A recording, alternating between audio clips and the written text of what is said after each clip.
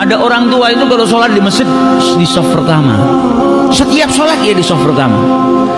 Sampai pada suatu hari selesai dari sholat baru salam, assalamualaikum warahmatullah, assalamualaikum warahmatullah. Ini orang tua yang biasa di shaf pertama tiba-tiba maju ke depan ke tempatnya imam, duduk di depan imamnya, lututnya nempel dengan lututnya imam. Sedangkan imam ini mesti berzikir setelah sholat. Belum selesai, ini orang tua tanya kayak orang gesusu, jadi tergesa-gesa.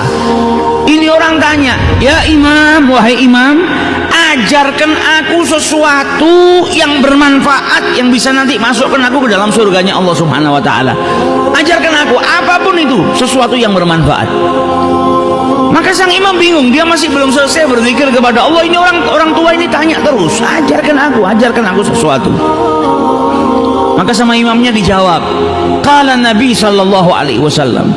Nabi sallallahu alaihi wasallam bersabda, kalimatan, ada dua kalimat, habibatan ilar rahman, sangat dicintai oleh yang maha pengasih lagi maha penyayang. Khafifatan ala lisan, ringan diucapkan di lisan itu, thaqilatani fil mizan. Akan tetapi kedua kalimat ini sangat berat di timbangannya Allah Subhanahu wa taala. Subhanallah wa bihamdihi, subhanallahil azim. Kata orang tua tadi, ulang lagi, saya belum hafal. Diulang sama imamnya beberapa kali sampai akhirnya bas, saya sudah hafal. Mulai detik itu ucapannya Nabi Muhammad dibawa sama dia kemanapun, dimanapun dia berada, berjumpa dengan siapapun. Ada pernikahan dia ketemu orang, qala Nabi sallallahu alaihi wasallam, ingatkan orang. Ada dua kalimat dicintai sama Allah, ringan di lisan tapi berat di timbangan, subhanallah wa bihamdi subhanallahil azim. Ketemu siapapun dia ucapkan, ketemu anaknya, ketemu tetangganya, ketemu sahabatnya, di masjid, di luar masjid, ada tamu ke rumahnya, selalu dia ulang-ulang kalimatan habibatan ilar rahman, terus diulang-ulang sampai akhirnya datang suatu ketika dia sakit, masuk rumah sakit tidak sadar, selama beberapa hari nggak sadar, koma.